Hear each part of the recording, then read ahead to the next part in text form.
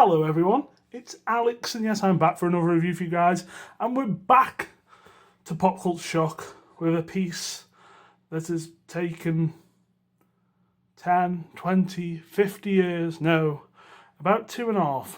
One of the longest pieces actually to be made by PCS. I can't actually remember when this went up for order. I actually ordered this one quite late. When this originally went up for pre-order, I didn't have the money. I knew that I wanted him. And I thought, well, it's Kotal Kahn, the game isn't out yet, no one really knows anything about him. He won't sell out. He sold out really quick. Which obviously hasn't quite stuck because of the delay. This one was a huge delay. Lots of things being said about this one, that it wasn't going to come out right and things weren't looking good. But I always kept the faith, as I always do with Pop Culture Shock, and I have to say, straight off the bat, it came out fucking phenomenally good, I think, and many of us have agreed. It's just kind of fell under the radar because it was that Mortal Kombat X hype that we're all experiencing at the time, and I continue to experience, I must say, that led most people to order him, and then, obviously the delays matter, they always do, but I think a lot of people just get caught up in that pre-order frenzy and order it just for the sake of ordering it, not really because they want it. It's a thing that Pop Culture Shock seem to have had going a lot. Obviously nothing to do with PCS, it's down to the fan base and the customers, but there's a lot of people ordering stuff just for ordering's sake, I think, or to flip, which is, I'm kind of glad that's gone now. Because of these delays, it's forced a lot of people out, and a lot of people have lost money, and I'm kind of laughing at them at that now, because, this isn't what it's about. I'm thinking those flippers can go fuck themselves, really. So yes, Kotal Kahn. Let's get on to a bit of positivity. Kotal Kahn was a brand new character for Mortal Kombat X. He is the new Outworld ruler. After Shao Kahn's fantastic defeat by the hands of Raiden in MK9. MKX is a phenomenally good game with so much content, so many. The character packs were amazing. Roll on MK11. Kotal Kahn, on the other hand, was very cool in the previews. Looked like he was going to play this huge part in the story, and then kind of didn't. He was kind of a bitch. Very cool at the beginning, but then, basically the Link Way come in at the end and stop him doing much, really. And not really much happens, and he's a bit of a double crosser, because he double crosses the four guys: Cassie, Jackie, Takeda, and Kung Jin. He basically double crosses them, keeps the amulet for himself, but then gets double crossed himself by Devourer. Hopefully we'll get a Devourer statue. Who knows? But apart from that, I love Kotal Kahn, how he plays. I'm a grappler fan. I love any grapplers. And it was like day one, that forward and triangle that uppercuts him, doing it twice to an air throw, bread and butter. And my so basically what PCS were originally going to do in MKX, you have 3 variations for every character.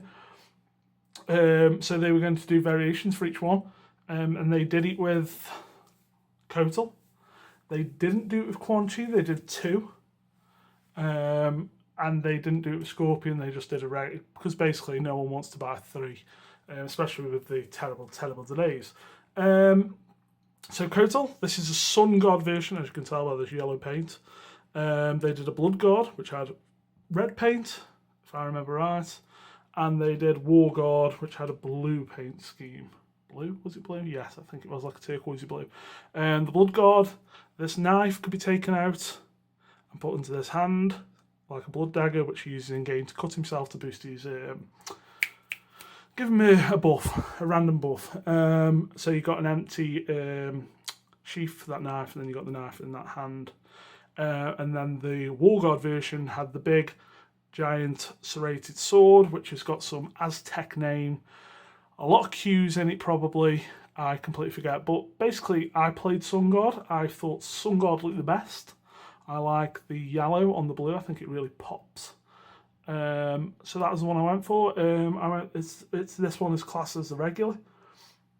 So I picked it up from CD UK. I got it for 300 quid delivered, which for a statue of this size, it's 27 inches tall, is rather good. PCS prices are always good anyway, but I got this pre-Brexit when the prices were even better. So I think War Guard was limited to 250 and Blood Guard was 150. Don't quote me on those, but you should be able to find them online. Sun Guard is 500. I've got number 37, signed by the great Jenny Macaluso, of course. So let's start at the bottom. And what we'll do, we'll go into what I consider the only real negative on this statue, which is the base. It's nicely detailed. You've got a few bits and bobs here. The skull just basically pegs in there, goes the other side of the foot, so it looks like he's stepped through it, and breaking the jawbone and all that sort of stuff.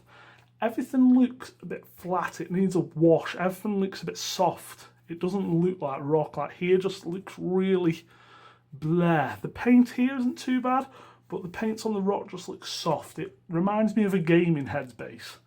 They always just have this meh, whether it's a sculpt or if you go and look at my Dragon Age Morrigan review, I had the same feelings on that. It was just a bit bleh.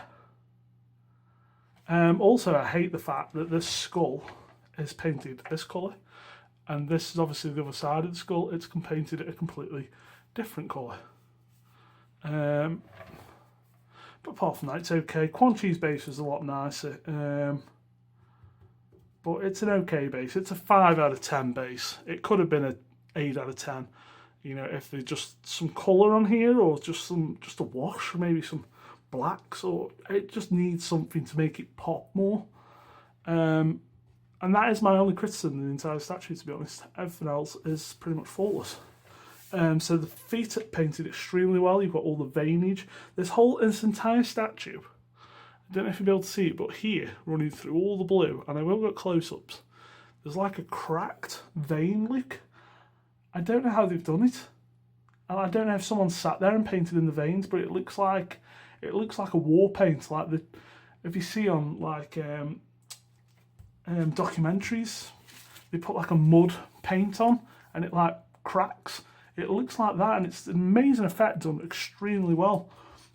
And it starts here at the feet, got all the leather straps. This is all sculpt, by the way, there's no mixed media on this guy. Nice stitchings here. Lovely texture on these feathers.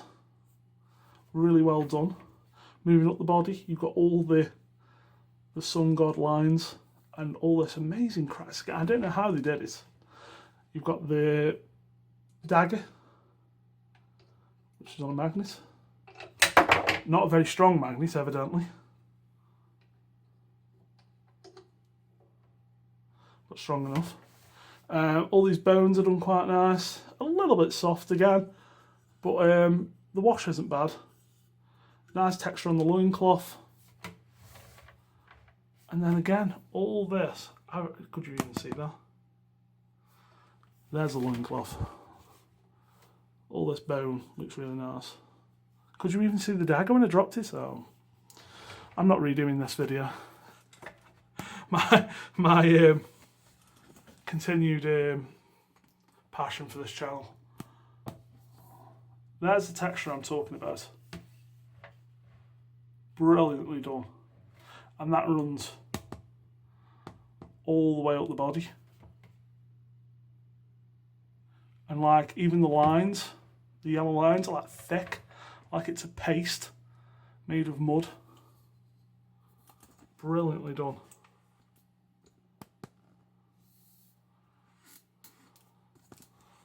I went a little freehand there. Did you notice? Let's just do this hand first. This hand does come out because that's where you swap out to be. Just on a peg. I would prefer a magnet, but it's solid. And then we come scrolling up. We come to the face and the army. The face is done really well. The teeth are picked out perfectly. The army also picked out perfectly. I'm going to go freehand again. Brilliantly done. The piercings, the bird shaped helm. Then we come up and it's a Mortal Kombat statue, and finally we've got a bit of gore.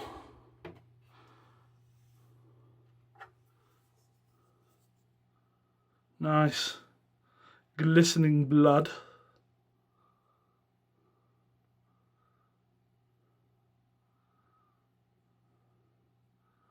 Brilliantly done.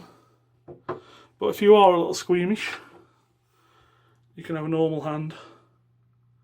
Maybe saying, you know, in the game he does that, I think he does that pose basically to bring in the sunlight, which does damage over time. And then I'm just going to spin him around while I'm still freehand, just to show you the brilliance of the headdress. This is 11 pieces that all slot in, everyone's numbered, and there's holes at the back of the head that are numbered. It originally, on the prototype, was quite voluminous. It was too big, it was like poking up above his head. It's really not like that in the game. So they changed that for the better, to be more accurate, if you didn't know. We've also got his weapons, which again, some Aztec name. They just magnetise onto the back, and then just coming back down on the back, we've got the loincloth that's got some nice sculpted details. Paints could be a little bit better on the loincloth. It's a bit brown, not much else to it, but you know, definitely nothing to scream and shout about. Overall, it's got a hell of a lot of presence because of the size. Like I say, it's about 27 inches. And the paints are, the body paints just sets it off. Now, I can't really comment on the other paints, on the other, you know, the War God and the Blood God. But this one for me just absolutely pops. The yellow on the blue is just so well done. It's slightly different. I don't know how it will come out on YouTube, but on the camera it looks a bit more luminous. It's more of a richer yellow, actually in hand. But yeah, I mean, you know, Kotal wasn't one of my favourite characters at the beginning, but he's grown to become one of my favourites. I'm really interested to see where they go with him in 11. I'd like to see him, you know, come back as an ally and not a double-crossing little bastard, but we'll see.